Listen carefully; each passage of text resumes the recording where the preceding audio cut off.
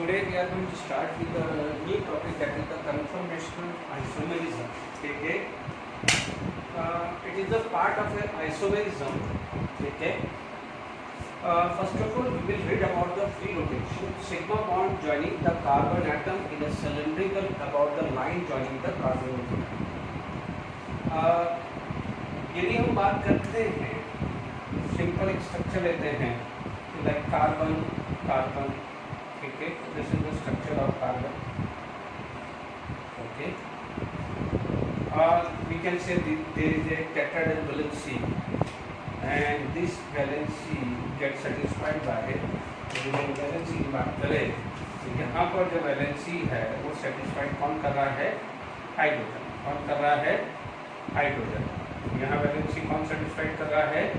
Hydrogen और hydrogen. ठीक है, ठीक है. अब आप देखो, यहाँ पर आपके पास वैलेंसी कौन आ गई है? हाइड्रोजन. एंड यहाँ पर आ गया है सिग्मा बॉन्ड. यहाँ पर क्या आ गया है? Sigma bond. ठीक है, यहाँ पर आपके पास तो स्ट्रक्चर कुछ इस टाइप का होगा कि like this, carbon and carbon, ये सिग्मा बॉन्ड का है. यहाँ पर हाइड्रोजन की वैलेंसी है, यहाँ पर हाइड्रोजन की वैलेंसी है. यानी इस फॉर्म को मैंने इस फॉर्म में लिखा है. ठीक है. अब आप देखो, ये फॉर्म जो है वो कन्वर्ट हो रही है लाइक दिस. यानी यहाँ पर एक पूरा का पूरा ये कार्बन एक सिलेंड्रिकल फॉर्म आ रहा है लाइक दिस. यदि मैं सिलेंड्रिकल फॉर्म की बात करूँ तो लाइक दिस, ये सिलेंड्रिकल फॉर्म है. ओके, अब आप देखो, सिलेंड्रिकल फॉर्म होगा तो through out the surface it is uniform. या आप इसको रोटेट करो, यूनिफॉर्म होगा. एक चीज का ध्यान रखना कि if there is no difference in energy, यदि एनर्जी डिफरेंस नहीं है, यदि आप बोलोगे no difference in energy, no difference in energy, यदि एनर्जी में कोई डिफरेंस नहीं है, नो डिफरेंस इन एनर्जी, तो आप ध्यान रखना, यदि एनर्जी में डिफरेंस नहीं है तो क्या होगा कि रोटेशन पॉसिबल. क्या हो जाएगा? Rotation possible about sigma bond. Rotation possible about sigma bond. यदि सिग्मा बॉन्ड के अबाउट क्या है? रोटेशनल पॉसिबल है. If there is no difference in energy, यानी आप एनर्जी का मतलब, डिफरेंस का मतलब क्या हुआ कि जैसे सपोज आपके पास ये अरेंजमेंट है, ठीक है, ये सिलेंड्रिकल है, तो आप यदि यहाँ पर यू रोटेट करें तो कोई ज़्यादा फर्क नहीं पड़ रहा है, इस रोटेशन से ज़्यादा फर्क नहीं पड़ रहा है, तो वहाँ पर सिग्मा बॉन्ड के अबाउट रोटेशन पॉसिबल होगा. तो is it clear to all of you? यहाँ पर रोटेशन पॉसिबल होगा. ओके, तो आप यहाँ पर ध्यान दीजिए, no difference in energy, rotation possible. तो इस चीज को हम क्या बोलते हैं? Free rotation. अब आप देखिए, फ्री रोटेशन का मतलब आप आराम से ये मूव कर सकता है. ये सिग्मा बॉन्ड है, सिग्मा बॉन्ड यदि ये मूव कर रहा है तो आप बोलोगे यहाँ पर ये रोटेशन कर सकता है. इसको बोलते हैं फ्री रोटेशन. ठीक है, यहाँ तक हमने फ्री रोटेशन के बारे में बात करी है. ओके, तो हम आगे बात करते हैं.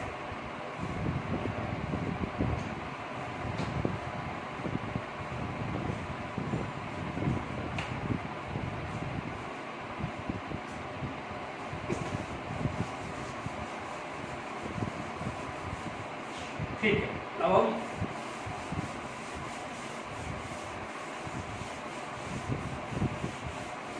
तो ये फ्री रोटेशन का मतलब सिर्फ आपको ये समझना है कि about sigma bond rotation possible होगा. बस इससे ज्यादा अपन को ज्यादा बात करनी नहीं है. चलिए, अब हम नेक्स्ट जो डेफिनेशन पढ़ते हैं वो पढ़ते हैं कंफर्मेशन की. ठीक है, नेक्स्ट जो आ जाती है डेफिनेशन कंफर्मेशन. ठीक है, यहां पर एक चीज क्लियर हो गया, रोटेशन पॉसिबल हुआ. ठीक है, तो आप बोलोगे सबसे पहली बात आएगी रोटेशन पॉसिबल. क्या हुआ? Rotation possible. अब रोटेशन पॉसिबल हुआ तो हुआ क्या डिफरेंट अरेंजमेंट बने।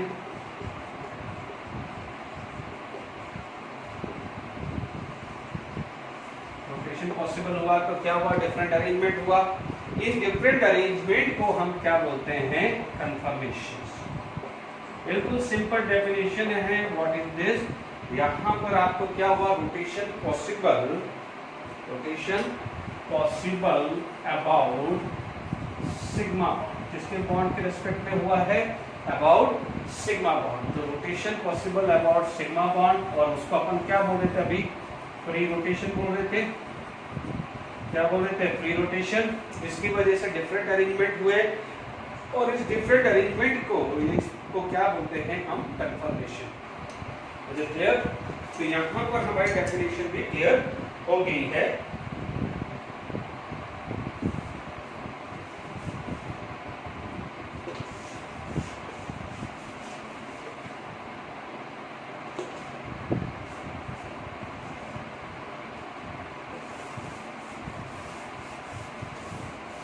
चलिए नेक्स्ट डेफिनेशंस हम लिखते हैं, कंफर्मर की डेफिनेशंस हम लिखते हैं। चलिए हमने यहाँ पर डेफिनेशंस लिख ली है कि there are infinite arrangement which arises due to the free rotations about carbon carbon sigma bond. तो यहाँ पर infinite arrangement around carbon carbon sigma bond, out of them different conformations corresponding to energy minima are called conformer। अब आप एक चीज सोच लीजिए कि रोटेशन की हम बात कर रहे हैं, ठीक है।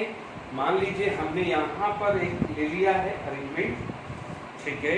हमने एक को रेफरेंस मान लिया, लेट इट बी यहाँ पर जो डाईहेड्रल एंगल है, जो डाईहेड्रल एंगल है वो 0 डिग्री है। अब क्वेश्चन आ जाता है डाईहेड्रल एंगल कैसे हुआ।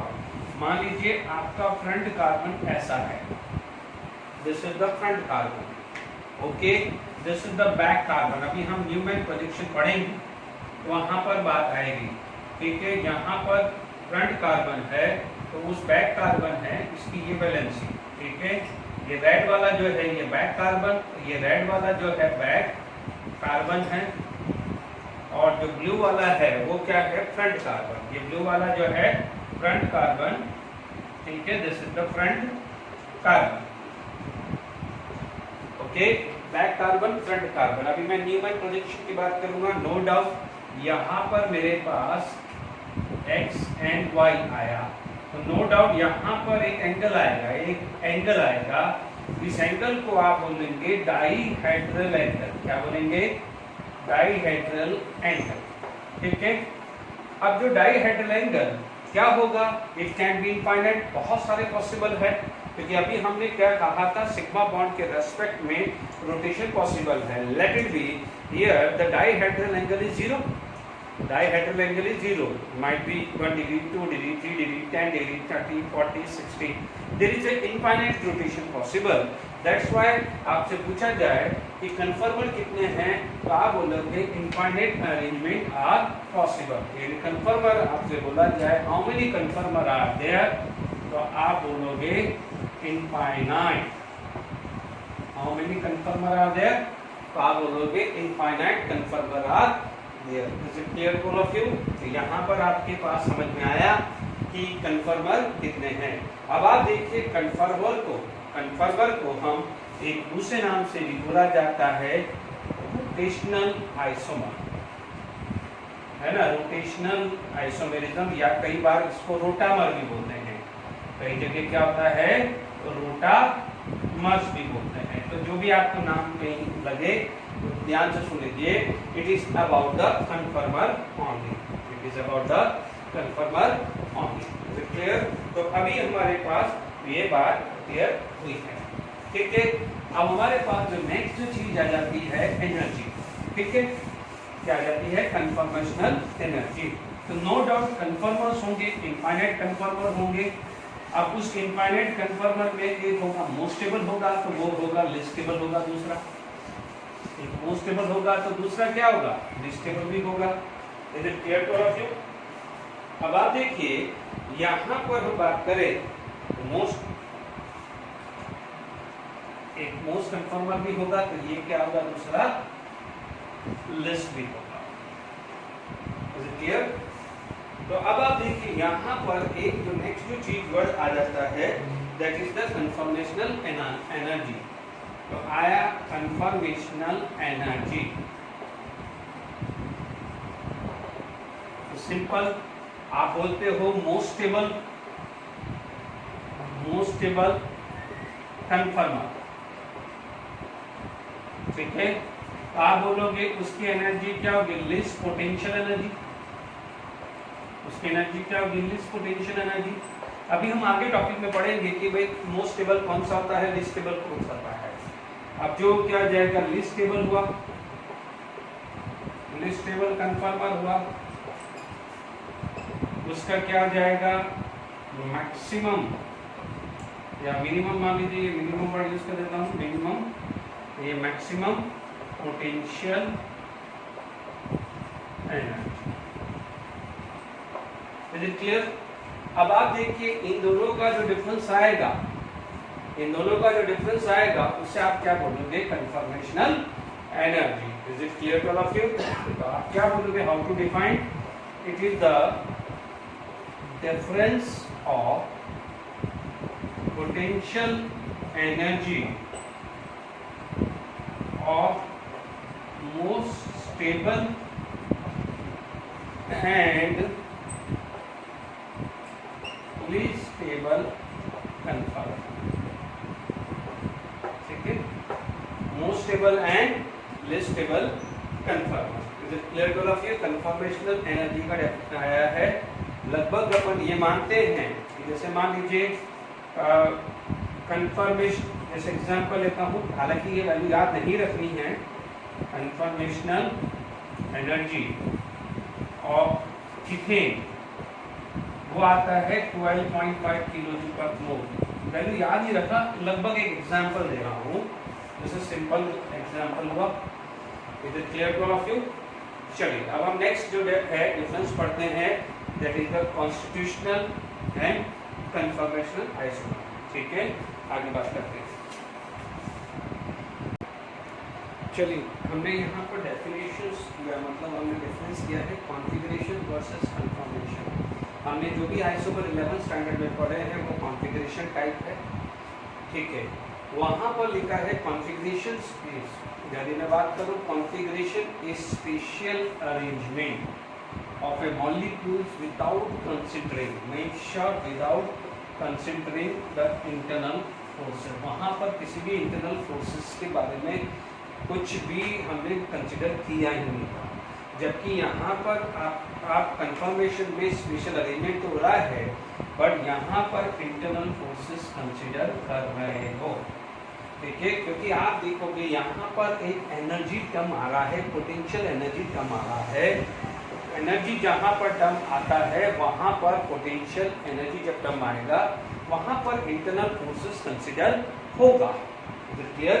जबकि हम लोगों ने चेन आइसोमर या पोजीशन आइसोमर वहाँ पर हमने पोटेंशियल एनर्जी बात ही नहीं करी थी। बात समझ में आई आपको? अब आप देखो यहाँ पर यदि हम बात करें तो this is the major difference, ठीक है। अब आप देखेंगे तो कन्फर्मेशन में बार बार हमने सिग्मा बॉन्ड के रेस्पेक्ट में ट्विस्ट किया, ट्विस्ट कर करके बहुत सारे हमने कन्फर्मर बनाए हैं। जबकि यहाँ पर ऐसा नहीं है कि कुछ हम अरेंजमेंट को चेंज करें, ठीक है। कितना अरेंजमेंट अबाउट सिग्मा बॉन्ड, यहाँ पर अरेंजमेंट अबाउट सिग्मा बॉन्ड की बात करूँ। अदरवाइज चेन आइसोमर में पूरा का पूरा आपका अरेंजमेंट ही चेंज हो गया था, बट वहाँ पर कोई भी इंटरनल फोर्सेस कंसिडर नहीं किया था, ठीक है। अब आप देखिए यहाँ पर हमने ये कुछ डिस्कस की है टर्मिनोलॉजी, शुरू में डिस्कस किया है कि व्हाट इज द कन्फर्मर या what is the conformational energy, या हमने बात करी है कि व्हाट इज द जो भी आपका what is the difference between configurations versus कन्फर्मर, ठीक है। ये टर्मिनोलॉजी है। अब मेन जो चीज नेक्स्ट चीज जो आ जाती है वो हम बात करते हैं डाईहेड्रल एंगल। क्या बात कर रहे हैं? डाईहेड्रल एंगल की बात करें। जब डाईहेड्रल एंगल की बात करें तो अभी हम लोगों ने डिस्कस किया था कि मान लीजिए हमारे पास कोई मॉलिक्यूल्स है, ओके। मॉलिक्यूल्स है उसमें जो फ्रंट साइड है, और यहाँ पर बात करें तो हमारे पास मॉलिक्यूल्स है उसका ये बैक साइड है। मान लीजिए यहाँ पर ये एंगल मान लेते हैं हम थोड़ी देर के लिए, ऐसे एंगल्स किया है, ठीक है।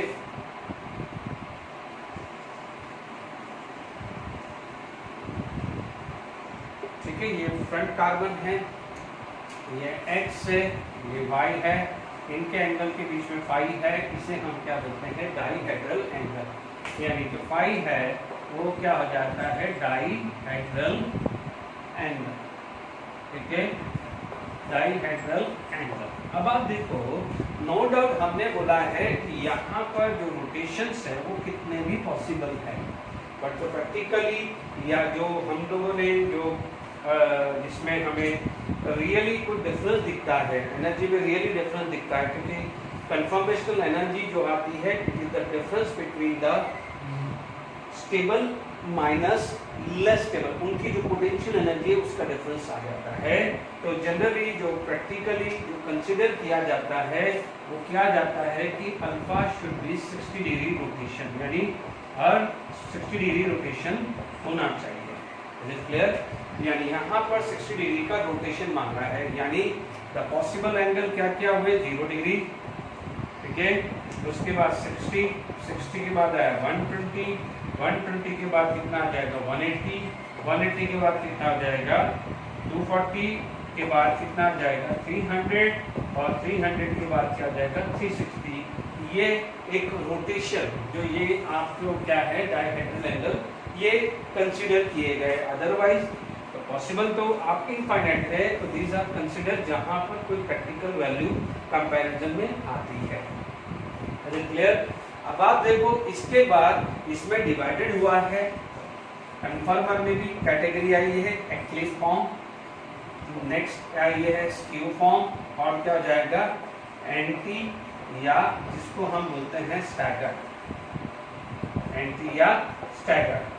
180 डिग्री इज एंटी, ठीक है, 0 डिग्री 120 डिग्री, 0 डिग्री 120 और 240, इसको हम क्या बोलते हैं एक्लिप्स। मैं 1 बाय 1 लूंगा, आप सिर्फ लिख लीजिए अभी। इसके बाद आपके पास क्या बच गया है 60 डिग्री, ओके, ये हो गया 0 डिग्री आ गया, 120 आ गया, 240 180 आ गया, 60 डिग्री एंड 300 डिग्री, यानी 60 डिग्री एंड 300 डिग्री, इसको हम क्या बोलते हैं स्क्यू, ठीक है। ये टर्मिनोलॉजी है, ये ध्यान रखिए। रोटेशन कौन कौन से पॉसिबल हुए हैं 0 डिग्री, और ये सब रोटेशन पॉसिबल हुए हैं। ये 0 वाला एक्लिप्स सॉरी ये हाँ 120, और ये एक्लिप्स हुआ, ठीक है। अभी मैं समझाऊंगा एक्लिप्स क्यों बोल रहे हैं। ये वाली जो फॉर्म हुई है वो हुई है एंटी, ठीक है, और 60 डिग्री वाली कौन सी हुई है 60 डिग्री देख लीजिए, आपके पास ये आ गया स्क्यू, और ये क्या हो गया है स्क्यू हो गया है। Clear to all of you? आगे बस में अब आप देखिए, इसके बाद हम आगे बात करते हैं। क्लियर?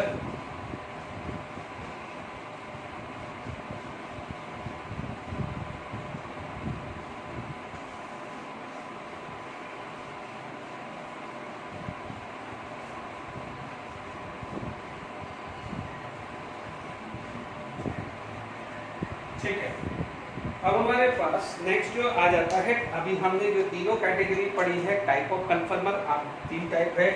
पहला क्या आ गया था आपका एक्लिप फॉर्म, दूसरा आया था स्क्यू फॉर्म। तो एक बार और वापस से लिख देता हूँ, मैं बात करता हूँ टाइप ऑफ कन्फर्मर की। टाइप ऑफ कन्फर्मर की बात करूँ, ठीक है, टाइप ऑफ कन्फर्मर की बात करूँ तो सबसे पहला मेरा टाइप आ जाता है एक्लिप फॉर्म, ठीक है। दूसरी जो टाइप आ जाती है स्क्यू फॉर्म आ जाती है, और जो तीसरी टाइप आ जाती है जिसको मैं एंटी या स्टैगर्ड बोलता हूँ, स्क्यू और कॉच फॉर्म भी बोलते हैं इसको, ठीक है। यहाँ पर यदि मैं एंगल की बात करूँ, एक्लिप में एंगल मेरे को क्या क्या मिलता है 0 डिग्री 120 डिग्री और 240 डिग्री मिलता है, ठीक है। स्क्यू इसमें कितना मिलता है 60 डिग्री, ये 300 डिग्री, ये कितना मिलता है 180 डिग्री, ओके, ये ध्यान रखना, अदरवाइज हम आगे पढ़ेंगे तो हर टर्मिनोलॉजी को एक बार और डिस्कस करते रहेंगे। इधर clear to all of you? तो आपके पास ये सारी टर्मिनोलॉजी आ रही है। चलिए अब हम वन बाय वन बात करते हैं। देखिए फैक्टर अफेक्टिंग में जो चीज आ जाती है वो आ जाती है फैक्टर अफेक्टिंग कन्फर्मर। ठीक है, फैक्टर अफेक्टिंग कन्फर्मर। अब आप देखिए क्या क्या फैक्टर कन्फर्मर में आए हैं, यानी मैंने एक रफली बताया है कि मान लीजिए ये हमारा एक कन्फर्मर था, मैं भी वन बाय वन लूंगा। मान लीजिए यहाँ पर एक और रेफरेंस माना और रोटेशन मेरा कुछ इस टाइप का हो गया। ठीक है, तो मेरे पास मान लीजिए यहाँ पर वैलेंसी आई हाइड्रोजन, यहाँ वैलेंसी हाइड्रोजन हाइड्रोजन हाइड्रोजन आई है। मान लीजिए मैं इथेन का स्ट्रक्चर बनाने की कोशिश कर रहा हूँ। ठीक है, तो अब आप देखिए यहाँ पर जो 60 डिग्री है, यानी इसके अबाउट मेरा 60 डिग्री रोटेशन हुआ है, यानी इसके अबाउट 60 डिग्री रोटेशन हुआ है। तो ये पॉसिबल, क्योंकि पुराना और ओल्ड ये था, स्ट्रक्चर मेरा ये ओल्ड था, पर आपका 60 डिग्री रोटेशन, ये 60 डिग्री रोटेशन, ये 60 डिग्री, ये 60 डिग्री, ये आपका ये फॉर्म आई है। यदि मान लीजिए नहीं दिख रहा है तो आप इनको थोड़ा सा ये बना दीजिए। और एकदम क्या था, ये था। Clear to all of you? आज 60 डिग्री रोटेशन हुआ है। अब आप देखिए यहाँ पर जो कन्फर्मर बन रहे हैं, आप देख लीजिए रोटेशन हम बात करें तो आप देखेंगे यहाँ पर यदि 60 डिग्री रोटेशन हुआ है तो कुछ ना कुछ यहाँ पर फैक्टर अफेक्टिंग आएंगे। यानी देखिए पहला जो आता है, सबसे पहला जो आएगा वो आ जाता है angular strain. Angular strain, no doubt angular strain mostly हमारे को किस में मिलता है, साइक्लिक कंपाउंड में मिलता है। ठीक है, इसके लिए हमने बेल स्ट्रेन थ्योरी पढ़ा है। ठीक है, ओनली इन साइक्लिक कंपाउंड मिलता है, बाकी other than cyclic compound angular strain नहीं मिलेगा। यानी हम मान लीजिए इथेन प्रोपेन ब्यूटेन की बात करें तो हमें एंगुलर स्ट्रेन या एंगल स्ट्रेन नहीं मिलेगा। ठीक है, क्योंकि हमने बेयर स्ट्रेन थ्योरी पढ़ी हुई है। एक बार और लिख देता हूँ, Baeyer strain theory. Baeyer strain theory के हिसाब से हमारे पास साइक्लोप्रोपेन सबसे लेस स्टेबल था। सबसे लेस स्टेबल कौन था, साइक्लोप्रोपेन। उसके बाद कौन था, साइक्लोब्यूटेन। यहाँ पर कौन है, साइक्लोपेंटेन एंड साइक्लोहेक्सेन। क्योंकि अब हम ये पढ़ा हुआ, this is the order of stability, ये हम पढ़ चुके हैं। जो because of sp3 hybridization bond angle is suppose to be 109 degree 28 minute. This is the position where it will be minimum repulsion. But here यदि मैं प्रोपेन की बात करूं, ठीक है, यदि मैं प्रोपेन की बात करूं तो एंगल मेरा 60 डिग्री आ रहा है, यहाँ आ रहा है 90 डिग्री 108 और यहाँ आ रहा है 120। बट अभी हम आगे बढ़ेंगे इसके नेक्स्ट पार्ट में कि cyclohexane being a 120 degree angle क्यों वो ज़्यादा स्टेबल होता है, वो हम कन्फर्मर ऑफ साइक्लोहेक्सेन में मैं डिस्कस करूँगा। तो हमने ये क्या पढ़ा है, बेस स्ट्रेन थ्योरी पढ़ी हुई है। तो मे angular strain applicable only in cyclic compound, यानी मैं जब कन्फर्मर ऑफ इसकी बात करूं तो वहां पर ये एप्लीकेबल नहीं है। कन्फर्मर ऑफ अल्कीन में, is it clear, it is applicable on cyclo alkyne. यहाँ तक हमारे पास क्लियर हो गया। ठीक है, तो सेकेंड जो आ जाता है that is the torsional strain. क्या आ जाता है, टॉर्सनल स्ट्रेन की बात कर रहे हैं। ठीक है,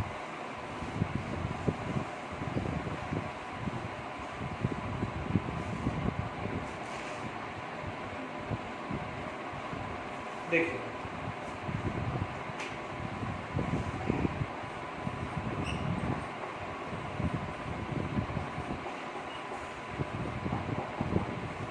टॉर्सनल स्ट्रेन, बिल्कुल एक सिंपल डायग्राम आते हैं। ठीक है, मान लीजिए हमारे पास ये डायग्राम बना। ओके,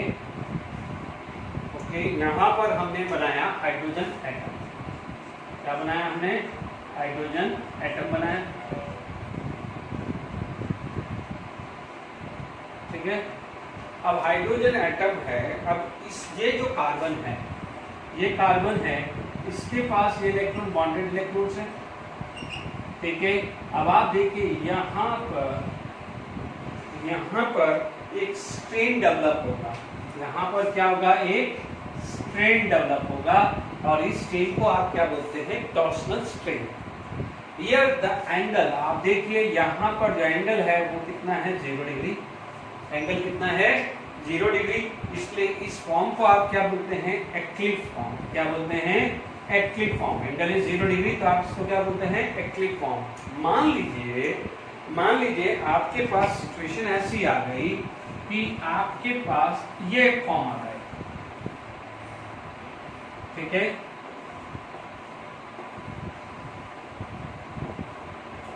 ये फॉर्म में मैंने कन्वर्ट कर दिया। यहाँ पर आपके पास सारे हाइड्रोजन एटम थे, बट अब आप ये आ गए। अब आप देखिए, मान लीजिए मैंने किसी भी तरह से लिया है, ये हाइड्रोजन एटम था, ठीक है, और ये हाइड्रोजन एटम की बात करूं तो यहाँ पर ये हाइड्रोजन एटम है। तो ध्यान दीजिएगा, अब जो ये बॉन्डेड है, ये थोड़ा दूर आ गया, क्योंकि आप देखेंगे यहाँ पर जो है ये थोड़ा दूर हो गया। इसका मतलब यहाँ पर जो स्ट्रेन था वो कंपैरेटिवली कम हो गया, या एब्सेंट ही हो गया। इसका मतलब यहाँ पर स्ट्रेन जो होगा वो क्या हो जाएगा? मैक्सिमम। और यहाँ पर आपका जो स्ट्रेन आएगा मिनिमम या एब्सेंट ही बोलेंगे हम। क्यों? क्योंकि ये जो लोन पेयर है, यानी ये जो है ये एक्टिव फॉर्म में पास है और नॉन एक्टिव फॉर्म में क्या है? चला ही जाता है। क्योंकि ये क्या है? What is this? ये एक्टिव फॉर्म में, समझिएगा। यहाँ पर ये बॉन्डेड पेयर और ये बॉन्डेड पेयर, रिपल्शन इज है हाई। अब ये नॉन एक्टिव फॉर्म बन गया है तो ये रिपल्शन चला जाता है। तो ध्यान दीजिएगा कि आपका जो टॉर्सनल स्ट्रेन है, यदि मैं बात करूं तो मैं बोलूंगा strain present in active form due to the electron, यानी जो भी हम डेफिनेशन पढ़े तो आप बोलोगे ये स्ट्रेन जो है वो क्या हुआ? ये बॉन्डेड पेयर, ये बॉन्डेड पेयर, इन बॉन्डेड पेयर पास में है एक्टिव फॉर्म में, और नॉन एक्टिव फॉर्म में ये बॉन्डेड पेयर क्या है? दूर है। इसकी वजह से कार्बन पे स्ट्रेन आता है, कार्बन को रोटेशन करने में स्ट्रेन आता है।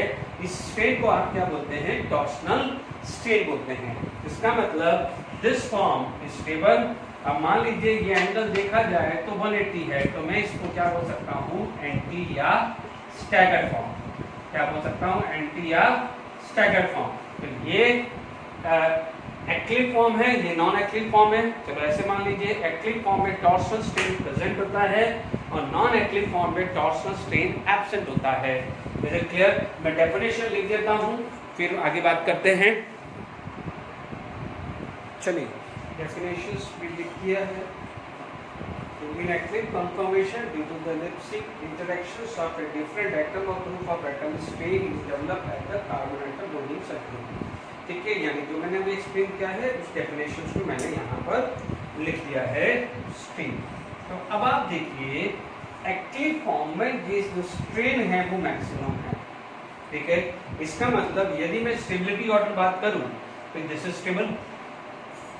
ठीक है, ये स्टेबल फॉर्म है, इसको स्टैगर्ड फॉर्म बोलते हैं। यानी मान लीजिए मेरा कॉन्फ़िगरेशन स्टैगर्ड फॉर्म से यदि मेरा एक फॉर्म एक्टिव फॉर्म में जाएगा, कहाँ से? स्टैगर्ड फॉर्म से, यानी एक्टिव फॉर्म में जाएगा तो रिपल्शन अराइज होगा, स्ट्रेन अराइज होगा। उस स्ट्रेन को मैं क्या बोलता हूँ? Torsional strain. क्या बोलता हूँ? टॉर्सनल स्ट्रेन बोलता हूँ। यानी आप बोलते हो कि यहाँ पर स्टेबल क्या था? स्टेबल स्टैगर्ड से आप कहाँ चले? लेस स्टेबल या एक्टिव फॉर्म, या एक्टिव फॉर्म। तो इसमें जो अराइज हुआ है, यानी इस फॉर्म से इस आया है, स्ट्रेन का जो नाम है, स्ट्रेन का जो नाम है उसको हमने क्या बोला है? टॉर्सनल स्ट्रेन बोला है। अब आप देखो, इस स्ट्रेन का नाम पिटिजर स्ट्रेन भी बोलते हैं या एक्लिप्सिंग स्ट्रेन भी बोलते हैं। ठीक है, या एक्लिफ स्ट्रेन भी बोला जाता है। ओके, तो आप ये इसको टॉर्सल स्ट्रेन, क्रिटिकल स्ट्रेन या एक्लिफ स्ट्रेन भी बोल सकते हैं। यानी मैं शॉर्ट डेफिनेशन टॉर्सनल स्ट्रेन की बात करूं, स्ट्रेन अराइज जो रिजल्ट या स्ट्रेन रिजल्ट फ्रॉम एक्लिफ स्ट्रक्चर, यानी एक्लिफ स्ट्रक्चर से यदि आप नॉन एक्लिफ में जा रहे हैं तो स्टेबिलिटी बढ़ रही है, या नॉन एक्लिफ से क्लिफ में जा रहे हैं तो स्टेबिलिटी कम हो रही है। Is it clear? यानी this form is more stable and this form is less stable. ये आगे में ध्यान रखना, ये वन बाय वन हम डिस्कस कर रहे हैं। अब आप देखिए यहाँ पर जो नेक्स्ट जो आता है डेफिनेशन या नेक्स्ट स्ट्रेन जो आता है दैट इज अ वंडर वाल स्ट्रेन, उसको हम स्टेरिक स्ट्रेन भी बोलते हैं या स्टेरिक हिंड्रेंस भी बोलते हैं। Is it clear to all of you?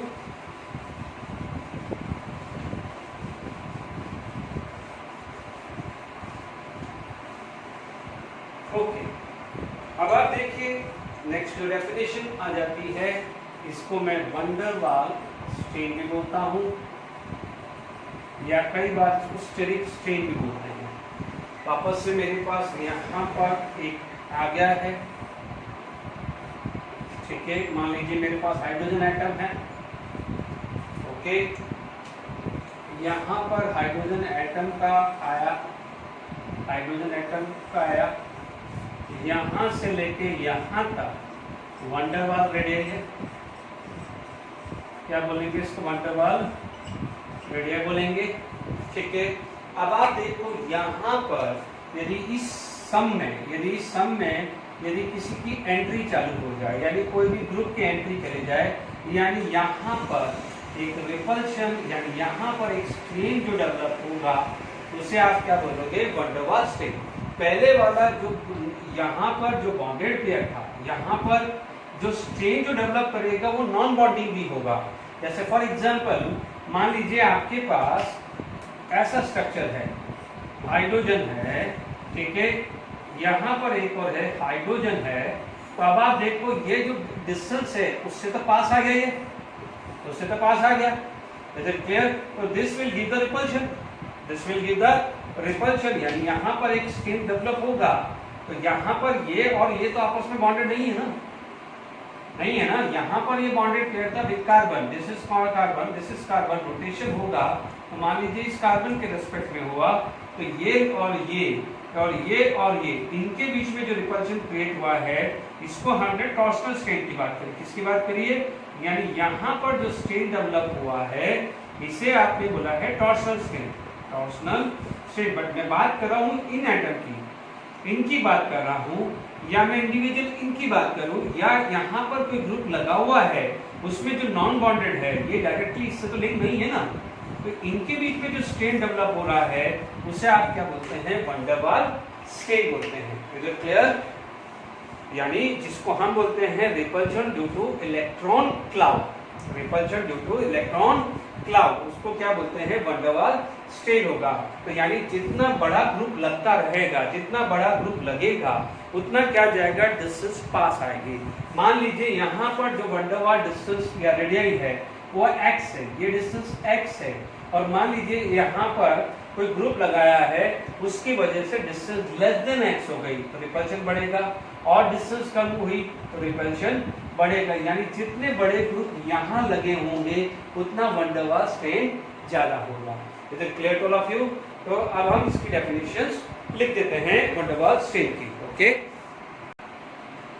चलिए हमने यहाँ पर डेफिनेशन में लिख दिया है non bonded atom, non bonded atom और group that just touch each other, they are about as far as the sum of van der Waals radius. यानी उन जो वंडर वाल रेडियस, जैसे मैं सपोज यहाँ पर बात करूँ तो इनके जो वंडर वाल रेडियस का जो सम है उतना उनके बीच में डिस्टेंस होना चाहिए। यदि वो डिस्टेंस को हम कम करते जाएंगे, यानी जितना कम करते जाएंगे रिपल्शन उतना बढ़ेगा, उस स्ट्रेन को बोलते हैं वंडर वाल स्ट्रेन की बात करते हैं। Is it clear?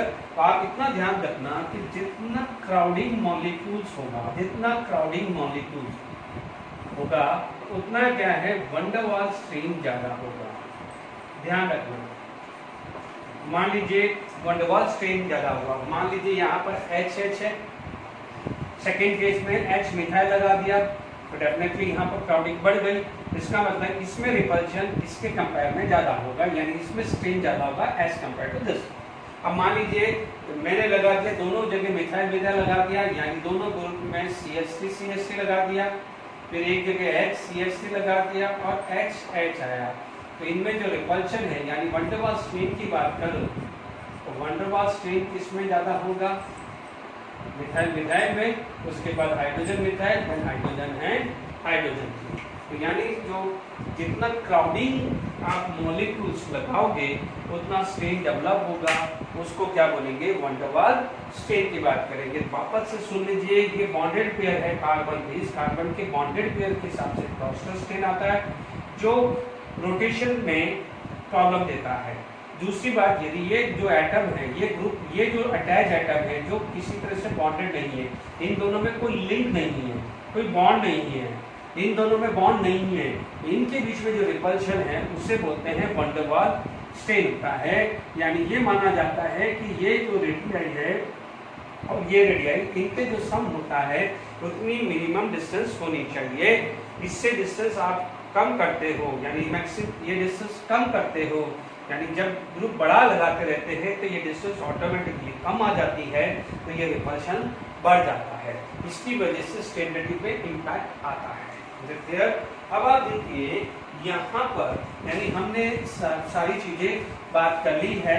अब हम स्टार्ट करते हैं कन्फर्मर ऑफ इथेन से, यानी 1 by 1 मॉलिक्यूल्स के हम बात करते हैं, उसकी एनर्जी से बात करते हैं, कौन सा कन्फर्मर ज़्यादा स्टेबल है वो हम बात करते हैं, और कितने कन्फर्मर उसके पॉसिबल है वो भी हम बात करते हैं। ठीक है, अब आप देखिए, यदि मैं बात करूं तो मैं पहले बात कर सकता हूं कि कन्फर्मर, यदि कन्फर्मर बनाने हैं तो पहले उसकी टाइप बात करें। यदि कन्फर्मर बनाना है तो देखिए आप दो तरीके से बना सकते हो। एक आता है 100 हॉर्स प्रोजेक्शन, 100 हॉर्स प्रोजेक्शन आता है, ठीक है। उसको मैं सिंपल तरीके से यदि 3 डायमेंशनली दिखाना है तो उसे क्या बोलेंगे? 100 हॉर्स प्रोजेक्शन आएगा। यानी मान लीजिए आपके पास ये 3 डायमेंशनल स्ट्रक्चर दिखाए, ठीक है, यानी ये हाइड्रोजन, ये हाइड्रोजन, ये हाइड्रोजन, और यदि 60 डिग्री रोटेशंस आए तो आपके पास जो स्ट्रक्चर इस टाइप से बनेगा, इस तरह के रिप्रेजेंटेशंस को आप क्या बोलते हैं? 100 हॉर्स प्रोजेक्शन। मैं स्ट्रक्चर लूंगा जब मैं इथेन की बात करूंगा। और दूसरा जो आता है न्यूमैन प्रोजेक्शन, ठीक है। इसको आप बोल सकते हैं कि मान लीजिए आपको 2 डायमेंशनली देखना हो। Is it clear to all of you? ठीक है, कुछ अरेंजमेंट करने की कोशिश कर रहे हैं, ठीक है। आप ये ध्यान दीजिए कि आपके पास कुछ टाइप का ये स्ट्रक्चर है, ठीक है। ट्राई करिएगा, यहाँ पर ये वैलेंसी है और यहाँ पर भी एक वैलेंसी है, 3 वैलेंसी आएगा।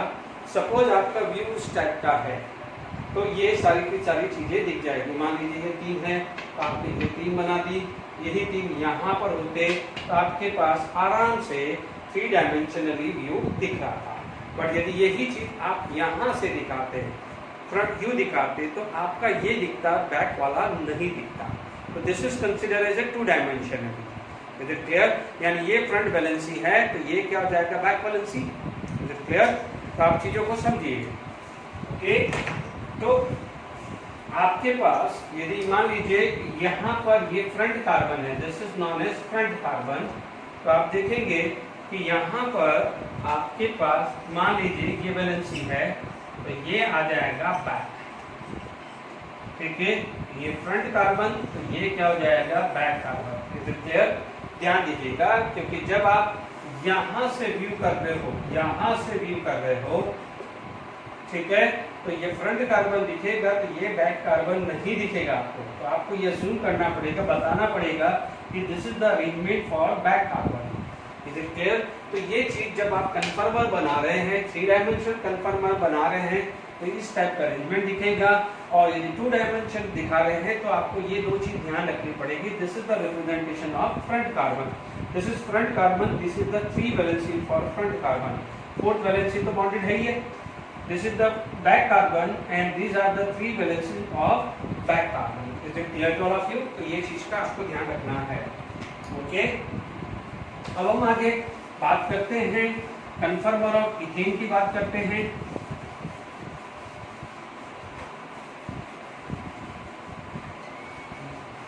ठीक है, यदि मैं कन्फर्मर ऑफ इथेन की बात करूं तो सबसे पहले हमारे पास आ जाएगा कन्फर्मर ऑफ इथेन। देखिए, कन्फर्मर ऑफ इथेन की बात करें तो this is the structure of CH3CH3।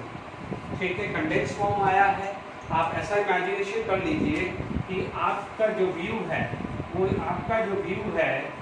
ये कार्बन को व्यू कर रहे हैं। क्लियर? तो अब इसका जो सबसे पहले आपको सॉहर्ट्ज प्रोजेक्शन बनाना है। सॉहर्ट्ज प्रोजेक्शन, इसका मतलब मैंने यहाँ पर ये वैलेंसी बनाई,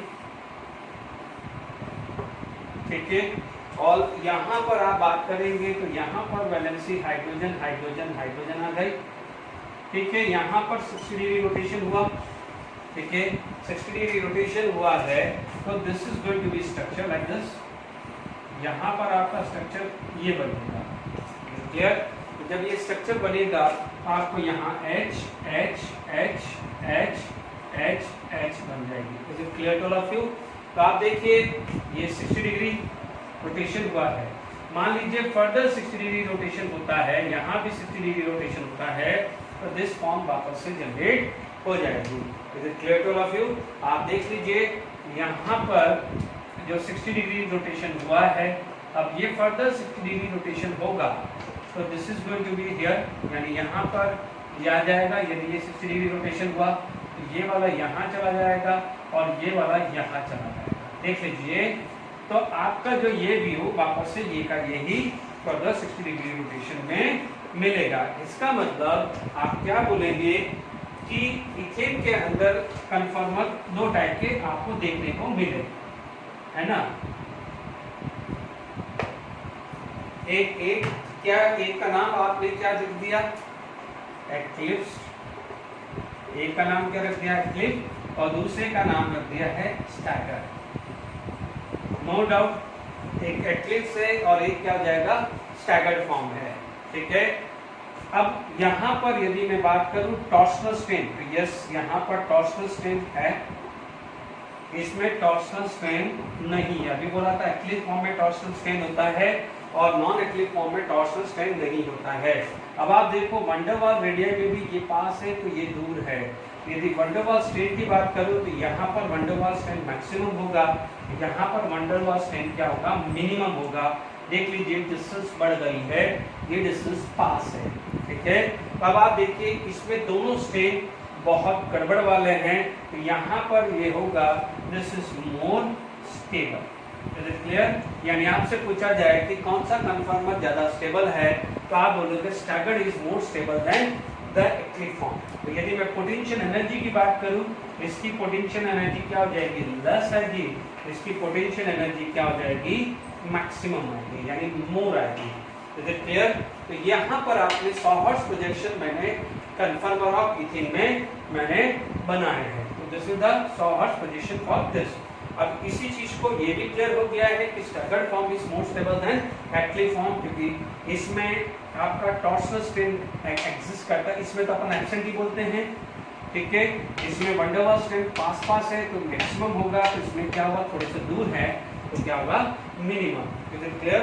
तो अब आप देखिए एक्लिप्स फॉर्म हमने बनाई है तो उसके अंदर स्ट्रेन दोनों torsional as well as van der Waals होगा। एंगुलर का एब्सेंट होता है। Angular is applicable only in the case of cyclic structure. Is it clear to all of you? अब आप देखिए यहाँ पर नेक्स्ट चीज आपकी आ जाएगी, न्यूमैन प्रोजेक्शन। यानी न्यूमैन प्रोजेक्शन आपका क्या है? 2 dimension structure. Is it clear? मान लीजिए आपका स्ट्रक्चर ये है। ओके, अब आपने यहाँ पर बैक कार्बन बनाना है, तो बैक कार्बन क्या हुआ? ये हुआ। जो ये रेड कलर है ये बैक है और ब्लैक है वो क्या हो जाएगा? फ्रंट। ठीक है, यहाँ पर हाइड्रोजन ब्लैक वैलेंसी आपकी इंडिकेट कर रही है फ्रंट कार्बन, और जो रेड वैलेंसी है वो इंडिकेट कर रही है बैक कार्बन। ध्यान दीजिए यहाँ पर लाइन अंदर नहीं ले जानी है। Is it clear? तो ये जो फॉर्म आपकी आ गई है, इस फॉर्म को आप बोलते हो एक्लिफ फॉर्म। इसको क्या बोलते हैं? एक्लिफ फॉर्म। और यदि यही चीज 60 डिग्री रोटेशन हो, 60 डिग्री रोटेशन हो, तो आपके पास क्या होगी? दो चीज बनेगी। एक वापस ये फ्रंट लिख दिया, एच एच एच आ गया, ठीक है। 60 डिग्री रोटेशन के बाद क्या आएगा? यहाँ पर ये एच और ये एच आ गया। क्लियर? तो अब आप देखो ये एक्लिप्स है। एक्लिप्स का मतलब आपने सोलर एक्लिप्स पढ़ा होगा, वहां पर क्या था? मून और सन आर इन द लाइन। तो ये जो क्या है, दिस हाइड्रोजन फ्रंट कार्बन और बैक कार्बन का हाइड्रोजन एक ही लाइन में है, इसलिए इसे क्या बोलते हैं? एक्लिप्स। और एक लाइन में नहीं है तो आप बोलोगे नॉन एक्लिप्स, और इसका नाम दे दिया है स्टैगर्ड फॉर्म। क्या नाम दे दिया है इसका? Staggered form. और अभी हमने पढ़ा है staggered form is more stable. Clear to all of you? Staggered form is more stable. अब आप देखिए ये क्लियर हो गया। अब हमारे पास नेक्स्ट चीज जो आएगी, हमारे पास जो नेक्स्ट चीज आ जाएगी एनर्जी डायग्राम। ठीक है, energy diagram for ethane, conformer of ethane. देखिए यहां पर आपके पास energy profile, energy diagram of conformer of ethane, इसकी बात करते हैं। देखिए हमारे पास यदि ये डायग्राम है, this is energy, this is dihedral angle, ठीक है। अब डाइहेड्रल एंगल कितना हुआ? कितना था पहले? 0 डिग्री, उसके बाद 60 डिग्री, उसके बाद 120, उसके बाद 180, उसके बाद आएगा 240, उसके बाद आएगा 300 और 360। हालांकि 360 है 0 तो सेम ही है। अब समझ जाइए आपके पास कर्व क्या होगा? यहाँ एनर्जी मैक्सिमम, फिर मिनिमम, फिर मैक्सिमम, फिर मिनिमम, फिर मैक्सिमम, फिर मिनिमम और ये मैक्सिमम। ठीक है, ये आ गया। ये किसका आ गया है? एक्लिप्स। ये एक्लिप्स, ये एक्लिप फॉर्म और ये एक्लिप फॉर्म। Is it clear? ये किसका है? Staggered form, staggered and staggered form. ठीक है, मेक श्योर जो है ये ई जो है वो क्या की है? एक्लिप्स के लिए वर्ड लिखा हुआ है, और ये एस जो है वो स्टैगर्ड के लिए लिखा हुआ है। ध्यान से सुन लीजिए, क्लियर हो गया? तो यहाँ पर यदि जो है यहाँ पर एनर्जी मिनिमम होगी, तो ये एनर्जी क्या होगी? मैक्सिमम। और जो ये एनर्जी डिफरेंस है ये लगभग आता है 12.5 किलोजूल पर मोल आता है। तो क्लियर? तो अब आप देखो यहाँ पर 3 मिनिमा है, यहाँ पर 3 मिनिमा है। तो नंबर ऑफ कन्फर्मर पूछा जाए तो इथेन का 3 आ जाएगा। टाइप पूछे तो 2 टाइप के हैं, और पॉसिबल कन्फर्मर पूछे आपने डेफिनेशन में पढ़ा हुआ है कि जहाँ पर ये मिनिमा जितना आएगा उतना हम कन्फर्मर बोलते हैं। ठीक है, फिर भी कोई बात नहीं, आप ये 2 टाइप में ही बात कर लीजिए कि one is eclipse form and another is staggered form. Is it clear? आप देख लीजिए रफली। आपके पास ये स्ट्रक्चर ये बना है, ठीक है। ये 60 डिग्री में घुमा है, तो 120 में पीछे चला जाएगा, फिर 60 यहाँ आ जाएगा, 120 में 1 पीछे चला जाएगा, फिर यहाँ आएगा। तो ध्यान से सुन लीजिए, ये 60 एंगल ये आ जाएगा 120, फिर ये 180, ये 240, ये 300 एंड 360। तो ये दोनों तो सेम ही हैं, तो 0 डिग्री बोलूँ या 360 बोलूँ सेम ही है। तो आप देख लीजिए, क्योंकि हाइड्रोजन है तो आपके पास 120 वाला सेम ही होगा। देख सकते हैं एक बार और, जिसको ज़्यादा कंफ्यूजन है, तो आपके पास यदि ये स्ट्रक्चर है, this is going to be a convert into like this. Further यदि रोटेशन होता है बस वापस से ये बनेगा। तो देख लीजिए हाइड्रोजन ये है, ठीक है। तो अब आप देखिए यह हाइड्रोजन, तो आप देखिए दिस फॉर्म इज सेम, तो दिस इज एक्लिव फॉर्म, ये स्टैगर्ड एक्लिव, फर्दर स्टैगर्ड, फिर एक्लिव और स्टैगर्ड, यही बनता रहेगा। 0 डिग्री एक्लिव, 60 स्टैगर्ड, वापस से 240 एक्लिव, ऐसे करके बात चलती है। ठीक है, ओके। तो आपके पास energy diagram of conformer of ethane हुआ है। Is it clear to all of you? अब आप एक चीज का ध्यान रखना, ये इस एनर्जी से पता चल गया this potential energy is minimum. ठीक है, अब हमारे पास जो नेक्स्ट जो चीज आ जाती है, कन्फर्मर ऑफ प्रोपेन की बात करें।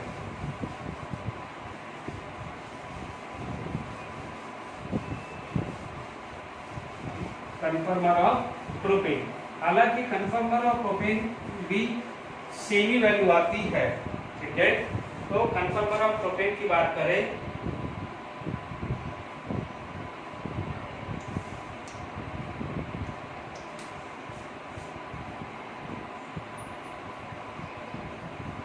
कुछ ज्यादा फर्क नहीं है, सेम ही है, कुछ भी फर्क नहीं है। ओके, कन्फर्मर ऑफ प्रोपेन में क्या होता है, CH3 और CH3, यानी 1 hydrogen is replaced by methyl group, और कोई फर्क नहीं है। वापस से आपने ये व्यू देख लिया, मान लीजिए आपने ये व्यू देखा, आप यहाँ से भी देख सकते हैं, यहाँ से भी देखते, फर्क नहीं पड़ेगा, कन्फर्मर एक ही होगा। क्योंकि देखिए कन्फर्मर में रिलेटिव डिस्टेंस देख रहे हैं, आप 60 डिग्री रोटेशन करा रहे हो क्लॉकवाइज या 60 डिग्री एंटी क्लॉकवाइज करा रहे हो, उससे कोई फर्क नहीं है। आप देख लेंगे, आपने 60 डिग्री यू घुमाया या 60 डिग्री यहाँ घुमाया, ठीक है, टॉर्सनल स्ट्रैंड देखो, यदि 0 डिग्री से 60 इधर घुमा या 60 इधर घुमा, तो दोनों केस में टॉर्सनल स्ट्रैंड एब्सेंट हो जाएगा। पहली बात, आपका हाइड्रोजन यहाँ है, हाइड्रोजन यहाँ है, यहाँ होगा डिस्टेंस और यहाँ होगा डिस्टेंस, वो तो सेम ही है। यहाँ का वंडरवाल स्ट्रैंड और यहाँ का वंडरवाल स्ट्रैंड तो सेम ही आया। Is it clear? तो अब आप देखिए, यहाँ पर आप पोटेंशियल एनर्जी कंपेयर कर रहे हो, स्टेबिलिटी कंपेयर कर रहे हो, स्टेबिलिटी डिस्टेंस पे डिपेंड करती है, तो दोनों साइड पे क्या है, सेम ही आ रहा है। Is it clear to all of you? अब आप देखिए, तो मैं यहाँ पर देखूं या यहाँ देखूं, उससे फर्क नहीं पड़ेगा। पहले अपन एक स्ट्रक्चर बना देते हैं। यहाँ पर आपका जो आया है 100 हॉर्स प्रोजेक्शन,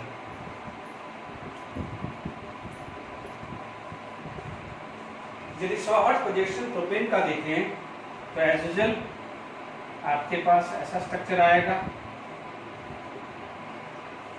ठीक है, यहाँ पर आप लगा सकते हैं मिथाइल ग्रुप लगा दिया, यहाँ H, यहाँ H, H, H, H आया, 60 डिग्री रोटेशन कराओ, 60 डिग्री रोटेशन हुआ हमारा। ठीक है, जब 60 डिग्री रोटेशन हुआ है, आपका जो ये स्ट्रक्चर बनेगा कुछ ऐसा बन जाएगा। ओके, यहाँ पर आपका CH3, यहाँ H, यहाँ H, H, H, H। ठीक है, अब आप देखो फर्दर 60 डिग्री रोटेशन कराया। अब आप देखो, आप इसको है यू घुमा रहे हो या यू घुमा रहे हो, फर्क नहीं पड़ेगा, मैंने अभी बोला है। ठीक है, तो इसलिए कंफ्यूज मत होइए। कोई बच्चा बोलेगा कि सर इसको कर दीजिए, कोई बात नहीं, इसको घुमाओगे तो जो डिस्टेंस है वो तो फर्क नहीं आएगा ना। आप देख लीजिए, मैं यहाँ CH3 है और यहाँ H है। ठीक है, इसको रेफर करके U करूँ या इसको कांस्टेंट करके U रेफर करूँ, तो डिस्टेंस में तो कोई फर्क ही नहीं ना। तो जब डिस्टेंस में फर्क ही नहीं है, तो वंडरवाल स्ट्रैंड में कोई फर्क आना ही नहीं है, क्योंकि एक ही चीज है, एक्लिप्स है तो टॉर्सनल स्ट्रैंड है, और एक्लिप्स नहीं है तो टॉर्सनल स्ट्रैंड एब्सेंट है। पहला पॉइंट क्लियर हुआ, उसको साइड में कर दिया। तो मैं आपका CH3 ग्रुप फ्रंट वाले को CH3 और बैक वाले को H ले रहा हूँ। मैं U घुमाऊँ या इसको U घुमाऊँ, टॉर्सनल स्ट्रैंड तो दोनों में नहीं है, पहला पॉइंट। अब आप देखो, मैंने ये घुमाया तो डिस्टेंस, या इसको कांस्टेंट रख के U घुमाया तो डिस्टेंस सेम ही है। तो मैं ये यहाँ का डिस्टेंस से वंडरवाल स्ट्रैंड निकालूं या यहाँ के डिस्टेंस से वंडरवाल स्ट्रैंड निकालूं, दोनों में सेम ही आ रहा है। ठीक है, एंगुलर स्ट्रैंड तो होता नहीं है, तो हमें दो ही बात करनी है, एंगुलर स्ट्रैंड तो एब्सेंट है, टॉर्सनल स्ट्रैंड या आपका वंडरवाल स्ट्रैंड। ठीक है, तो आप समझ में आ गया, क्लॉकवाइज घुमा रहे हो या एंटी क्लॉकवाइज घुमा रहे हो या फ्रंट वाले को घुमा रहे हो या बैक वाले को घुमा रहे हो, कोई फर्क पड़ने वाला नहीं। Is it clear to all of you? Short projection हो गया हमारे पास, ठीक है। अब आप देखिए यहाँ पर हमने 60 डिग्री रोटेट कराया, ठीक है। जब 60 डिग्री रोटेट कराया तो आपके पास ये सिचुएशन आ गई। जब यहाँ सिचुएशन आपने देखी तो आप देखेंगे यहाँ CH3, यहाँ H, H, H, H, H। देख लीजिए first and third form is same, first and third form is same. तो आप क्या बोलोगे कि ठीक है, यहाँ पर यदि मैं टाइप बात करूँ तो यहाँ पर भी दो टाइप के ही हमें मिल रहा है। एक टाइप हमें मिल रहा है एक्लिप्स फॉर्म और दूसरा टाइप मिल रहा है staggered form. One is eclipse और दूसरा फॉर्म हमें क्या मिल रहा है? स्टैगर्ड। स्टैगर्ड यानी बिखरा हुआ, ठीक है। ये क्लियर हुआ? वैसे ही यहाँ पर आप बोलोगे टॉर्सनल स्ट्रेंथ एक्लिप्स में होता है और नॉन एक्लिप्स में होता ही नहीं है, ठीक है। वन टू वन स्ट्रेंथ की बात करूँ, ये पास है और यहाँ पर थोड़ा दूर है, तो यहाँ पर आप बोलोगे मैक्सिमम, यहाँ पर आपने बोल दिया मिनिमम, यानी मोर या प्लस बोल दिया। तो अब आप देखो इसमें स्ट्रेन ज्यादा है, इसमें स्ट्रेन कम है, तो आप बोलोगे इसकी स्टेबिलिटी ये होगी। Is it clear to all of you? तो शॉर्ट प्रोजेक्शंस आपका क्लियर हो गया है, ठीक है। अब आप देखिए इसके अंदर, देखिए इसके अंदर हम आगे बात करते हैं।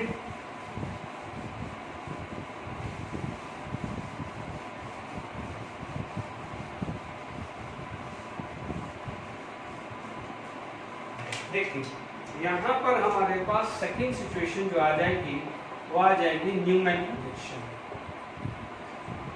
न्यूमैन प्रोजेक्शन, यदि मैं न्यूमैन प्रोजेक्शन की बात करूं तो एज यूजुअल यदि मैं फ्रंट कार्बन लूं ये आएगा, यहाँ CH3 H और H आ जाएगा, ठीक है। मैं बैक कार्बन की बात करूं ये H, ये H और ये H, ठीक है। यहाँ पर आपका घुमा 60 डिग्री, यहाँ पर कितना घुमा 60 डिग्री, तो आपका जो फॉर्म आई है CH front carbon, H CH, ये फ्रंट कार्बन, ठीक है। आपके पास बैक कार्बन की बात करें, यहाँ H, यहाँ H और यहाँ H आ जाएगा। This form is known as eclipse form, this form is known as eclipse form and this form is known as staggered form। ये स्टेबल होता है, ये क्या होता है? स्टेबल होता है। Clear to all of you? अब आप देखिए यहाँ पर भी बात हो गई है, तो हम आगे बात करें।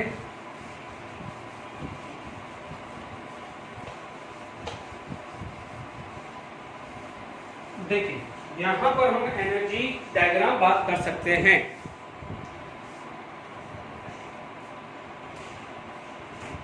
एनर्जी डायग्राम और कन्फर्मर और propane. Energy diagram of conformer of propane as usual जो भी बनाया था डायग्राम बना लो, ठीक है। This is energy and this is dihedral angle. Dihedral angle आया तो आप बोलोगे 0, 60, 120, 180, 240, 300 एंड 360 डिग्री डाइहेड्रल एंगल आ गया। मान लीजिए ये मिनिमम वैल्यू है और ये मैक्सिमम वैल्यू है। यहाँ पर डिफरेंस थोड़ा बढ़ जाएगा क्योंकि मिथाइल ग्रुप आ गया है।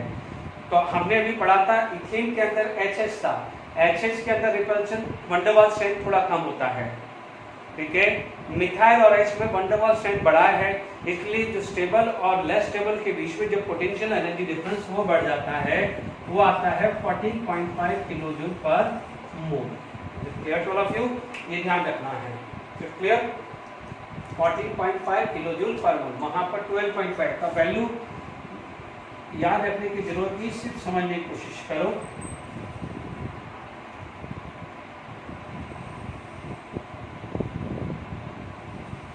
ठीक है, ये एक्लिप्स, ये एक्लिप्स, ये एक्लिप्स और ये एक्लिप्स फॉर्म है, ये स्टैगर्ड फॉर्म, ये स्टैगर्ड फॉर्म और ये स्टैगर्ड फॉर्म है। एनर्जी डायग्राम ऑफ कन्फर्मर में भी क्लियर हो गया है।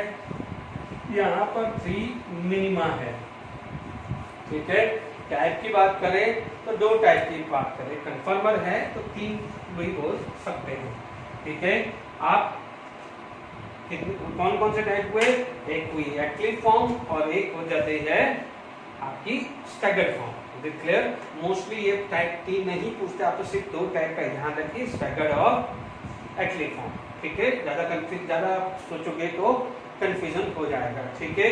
फॉर टुडे सफिशिएंट है। नेक्स्ट क्लास में हम कन्फर्मर ऑफ ब्यूटेन पढ़ेंगे, ठीक है। और ब्यूटेन के अलावा भी कोई और ब्रांचिंग फॉर्म है, उसके कन्फर्मर कैसे डिस्कस किया जाता है वो डिस्कस करेंगे और कुछ उस पे बेस क्वेश्चंस हम डिस्कस करेंगे। Okay, thank you very much.